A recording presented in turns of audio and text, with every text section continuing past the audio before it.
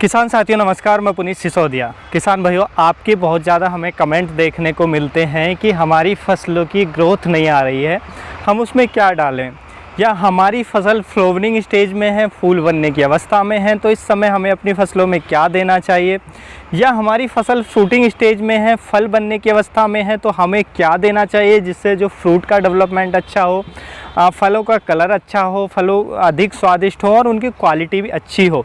तो ये बहुत सारे कमेंट हमें देखने को मिलते हैं। तो देखिए, आज की इस वीडियो में हम आपको क्लियर करने वाले हैं कि आपको किस स्टेज में अपनी फसलों में क्या डालना है। हमारे पास प्रोडक्ट भी हैं, तो हम इनको, क्योंकि हम यूज करते हैं इसलिए हमारे पास प्रोडक्ट है, हम इनका कोई प्रमोशन नहीं कर रहे हैं। आप जिस भी ब्रांड का लें वो ब्रांड आप लेना है, लेकिन क्या क्या डालना है केवल मैं आपको वो बताऊंगा। कंपनी जो आप ट्रस्ट करते हैं उस कंपनी का प्रोडक्ट आप परचेज करके यूज कर सकते हैं। तो देखिए, वीडियो काफ़ी इन्फॉर्मेटिव होगा हर फार्मर के लिए। वीडियो अच्छा लगे लाइक कीजिएगा, अच्छा ना लगे तो आप इसे डिसलाइक भी ज़रूर कीजिएगा। चैनल पर नए हैं तो सब्सक्राइब भी ज़रूर कर लीजिएगा। तो चलिए जानते हैं। देखिए, सबसे पहले हम बात करते हैं, यदि हमारी फसल वेजिटेटिव स्टेज में है और हमारी ग्रोथ नहीं आ रही है। बहुत सारे किसान भाई कमेंट करते हैं कि फसलों की ग्रोथ हमारी की नहीं आ रही है। तो पहले तो आपको ये देखना पड़ेगा फर्टिलाइज़र डालने से पहले कि हम इसके लिए कौन सा फर्टिलाइज़र डालें, वो बाद की बात है जिससे ग्रोथ अच्छी आए। लेकिन उससे पहले आपको देखना पड़ेगा कोई फंगस इन्फेक्शन तो नहीं है हमारे प्लांट्स की रूट्स पर, या प्लांट्स पर कोई फंगल इन्फेक्शन नहीं है, कोई इंसेक्ट का अटैक तो नहीं है। तो सबसे पहले आपको उसको क्योर करना है, तभी आपको फर्टिलाइज़र डालना है। वरना आप फर्टिलाइज़र डालेंगे कोई भी और उस पर किसी पहले से किसी डिजीज़ का अटैक है, तो वो डिजीज़ की समस्या आपको और ज़्यादा देखने को मिलेगी, या कीट की समस्या और ज़्यादा देखने को मिलेगी। अगर उनकी वजह से ग्रोथ नहीं आ रही है तो आपको वो कंट्रोल करना है, तभी आपकी फसलों में ग्रोथ आएगी। लेकिन आपका पौधे पे ना तो फंगल इन्फेक्शन है ना किसी कीट का इन्फेक्शन है, लेकिन फिर भी ग्रोथ नहीं आ रही है, तो आपको क्या डालना है। तो देखिए, वेजिटेटिव स्टेज में आपको क्या क्या दे सकते हैं जिससे ग्रोथ अच्छी आए। तो आप सब जानते हैं वेजिटेटिव ग्रोथ के लिए हम यूरिया का उपयोग करते हैं, लेकिन वो बेसल डोज में उपयोग करते हैं यूरिया। हम बात करेंगे यहाँ पर स्प्रे की, कि आप स्प्रे में क्या क्या डाल सकते हैं अपनी फसलों के अंदर। तो देखिए, यदि आपको लग रहा है कि हमारी फसलों की जो ग्रोथ है वो स्लो हो रही है, वेजिटेटिव ग्रोथ स्लो हो रही है, वेजिटेटिव ग्रोथ जो स्टार्ट हो जाती है बुवाई के 30 से 35 दिन बाद स्टार्ट हो जाती है फसलों के अंदर, तो उस समय जो आप स्प्रे ले सकते हैं वो है हमारा पहला NPK 19-19 जो हमारा फर्टिलाइज़र है, आप उसका यूज कर सकते हैं। ये हमारे पास NPK 19-19 फर्टिलाइज़र है, तो ये हम स्प्रे में यूज कर सकते हैं। देखिए, इसके अंदर नाइट्रोजन, फास्फोरस और पोटेशियम तीनों होता है, तो ये तीनों ही ज़रूरी होते हैं वेजिटेटिव ग्रोथ के लिए। हालांकि जो नाइट्रोजन है उसकी ज़्यादा रिक्वायरमेंट होती है, लेकिन आप यूरिया ज़रूर डाले होंगे तो उससे काफ़ी अच्छी मात्रा में जो नाइट्रोजन की पूर्ति हो जाएगी। लेकिन उसके साथ साथ हमें फास्फोरस पोटास भी देना बेहद ही ज़रूरी है। तो इसलिए NPK 19-19-19 में नाइट्रोजन, फास्फोरस, पोटास तीनों 19-19% होता है। अब यदि आप डालेंगे तो एक तो आपकी फसलों का रूट डेवलपमेंट अच्छा होगा। जो फास्फोरस है वो जड़ों का विकास तेज करेगा उस स्टेज में। पोटेशियम आपके पौधे को मजबूत बनाएगा, कीटों व रोगों को नहीं आने देगा। उसी के साथ साथ नाइट्रोजन आपकी फसलों की ग्रोथ को तेज करेगा, जो वेजिटेटिव ग्रोथ है। तो आप इसका स्प्रे ज़रूर ले सकते हैं। इसका स्प्रे यदि आपको चाहिए कि फसल तेज़ी से दौड़े, तो आप इसका स्प्रे 2 दिन में एक बार भी ले सकते हैं, 3 दिन में एक बार भी ले सकते हैं, यानी कि हफ्ते में दो बार भी ले सकते हैं, और एक दिन चेक करके डेली भी ले सकते हैं। वो आपके ऊपर डिपेंड करेगा आपको कितनी तेज़ी से जो अपनी फसल है उसको ग्रोथ में लाना है। तो आप इसका उपयोग कर सकते हैं। इसकी डोज रखनी है 5 ग्राम पर लीटर NPK 19-19 की। तो स्प्रे में भी अब काफ़ी अच्छा रहता है। इसको हम फंजीसाइड, इंसेक्टिसाइड के साथ भी मिक्स करके उपयोग कर सकते हैं, लेकिन तब जब हमारी फसलों पर ना तो कोई इंसेक्ट का अटैक हो, ना ही किसी डिजीज का अटैक हो, तब हमें उनके साथ मिक्स करना है। अगर किसी डिजीज के लिए आप स्प्रे दे रहे हैं, इंसेक्ट के लिए दे रहे हैं, तो फिर आपको ये मिक्स नहीं करना है। तो ये पहला ये है जो आप वेजिटेटिव ग्रोथ में दे सकते हैं। दूसरा हमारा है NPK 05234। ये हमारे पास NPK 05234 है। तो इसमें 52% क्या है फास्फोरस है और 34% इसमें पोटेशियम है। तो ये भी बहुत ज़रूरी होता है। तो आप ऐसा कर सकते हैं, एक बार आपने इसका स्प्रे लिया 2 दिन में एक बार, और दूसरा स्प्रे आपने इसका लिया, यानी एक स्प्रे इसका लिया, दूसरा स्प्रे इसका लिया 05234 का। तो ऐसे आप एक बार उसका इस तरीके से स्प्रे कर सकते हैं।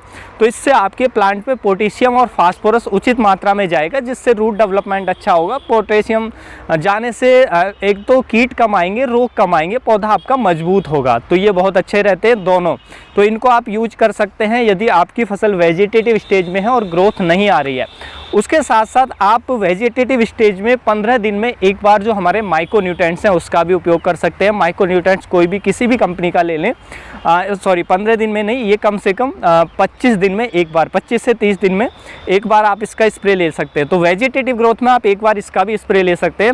माइक्रो न्यूट्रेंट्स आप किसी भी कंपनी का लें जिसमें सभी माइक्रो न्यूट्रेंट्स हो, जो सूक्ष्म पोषक तत्व हैं, तो उसका हम स्प्रे ले लें तो हमारी फसल निश्चित ही जो उसकी ग्रोथ है हमें बहुत अच्छी देखने को मिलेगी, क्योंकि उसमें सारे पोषक तत्व की पूर्ति पर्याप्त मात्रा में हो जाएगी। तो हम इनका यूज कर सकते हैं।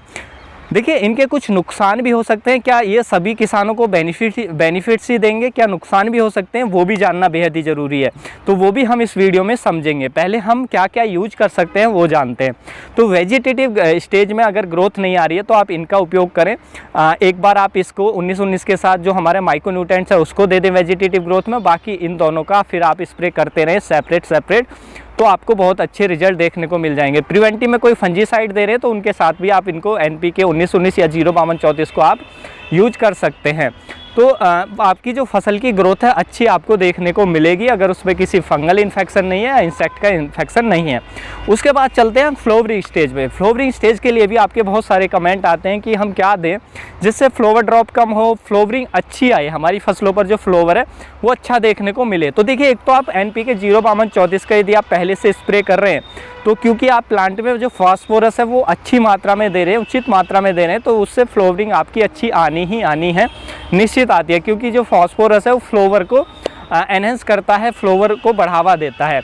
लेकिन आप इसके साथ साथ फ्लावरिंग स्टेज जैसे स्टार्ट हो, आपको थोड़े 1-2 फूल दिखाई दे, तुरंत आप स्प्रे ले लें। ऐसा नहीं कि फूल आने के बाद, फूल जैसे ही फ्लावरिंग शुरू हो, थोड़े बहुत फूल दिखाई दे, तो तभी आप 052-34 के साथ जो हमारा ये बोरोन आता है, बोरोन को आप मिक्स करके स्प्रे दें।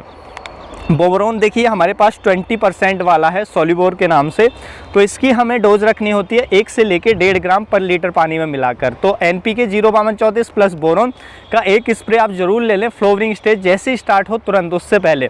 इससे क्या बेनिफिट होगा, देखिए इसमें जो फास्फोरस है वो आपके पौधे को मजबूत बनाएगा। NPK 052-34 में पोटेशियम है वो आपके पौधे को मजबूत बनाएगा, कीटों व रोगों को प्रिवेंट करने में हेल्प करेगा, और जो फास्फोरस है वो फूलों को बढ़ावा देगा यदि हम NPK 052-34 का स्प्रे लेते हैं।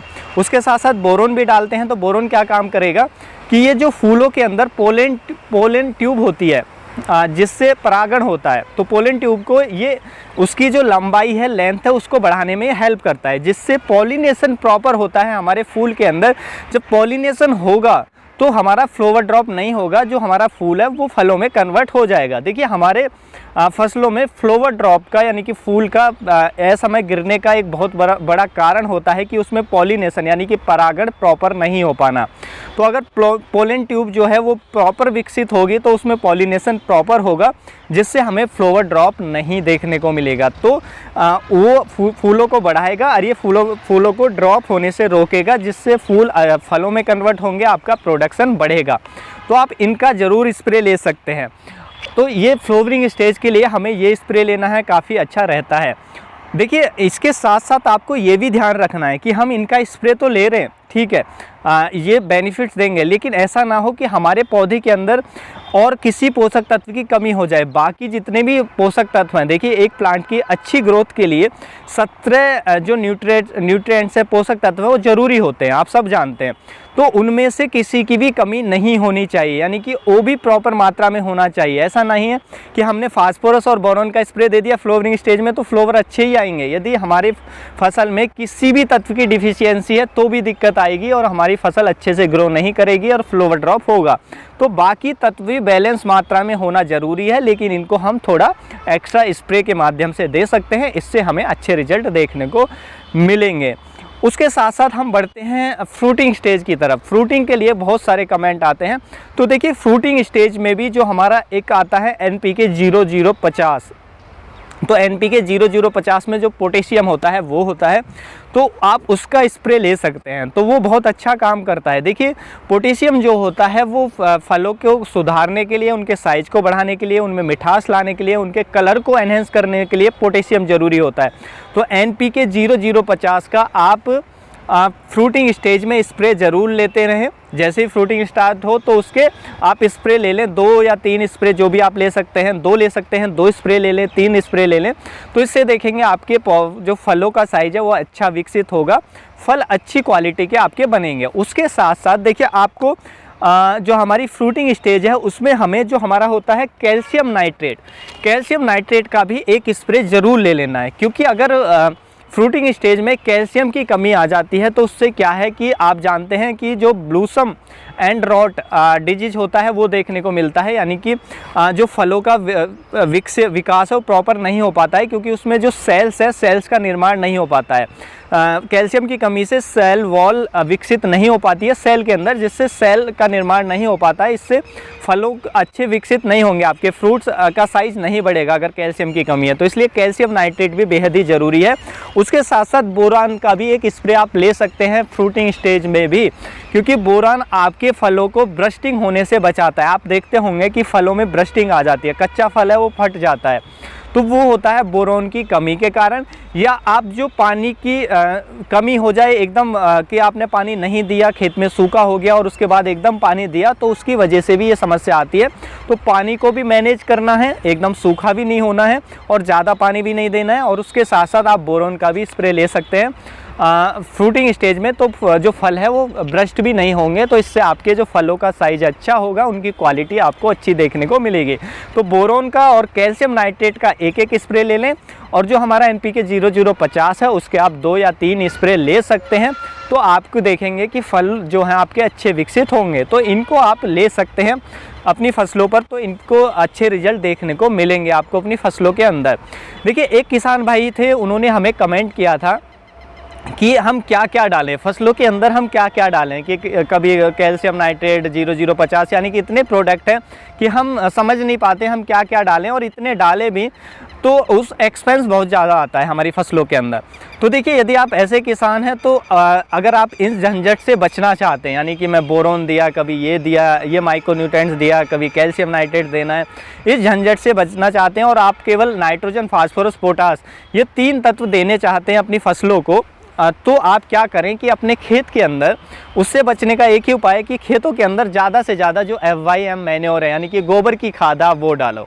जब आप गोबर की खाद अपने खेतों में डालोगे हर फसल से पहले अच्छी मात्रा में, तो आपके खेत के अंदर, फसल के अंदर सभी पोषक तत्वों की जो पूर्ति है वो उचित मात्रा में हो जाएगी, यानी कि जो माइक्रोन्यूट्रेंट्स हैं किसी की भी डिफिशियंसी आपको देखने को नहीं मिलेगी। आपको कुछ डालने की आवश्यकता नहीं है, ना ह्यूमिक एसिड, ना फुल्विक एसिड, ना कोई माइक्रोन्यूट्रेंट, सब पूरा हो जाएगा। केवल आप नाइट्रोजन, फास्फोरस, पोटास 3 प्रोडक्ट पे आप फोकस कीजिए, यानी कि 3 पोषक तत्वों पे आप फोकस कीजिए, तो आपकी फसल अच्छी मिलेगी। तो या तो आपको गोबर की खाद FYM मैन्योर पे जाना पड़ेगा, नहीं तो फिर ये आपको डालने पड़ेगा, वो आपकी इच्छा है कि आप क्या चूज करते हैं। तो वो सबसे अच्छा ऑप्शन है कि हम गोबर की खाद डालें खेतों के अंदर, तो सबसे अच्छा ऑप्शन है, उससे बेहतर ऑप्शन कुछ है ही नहीं।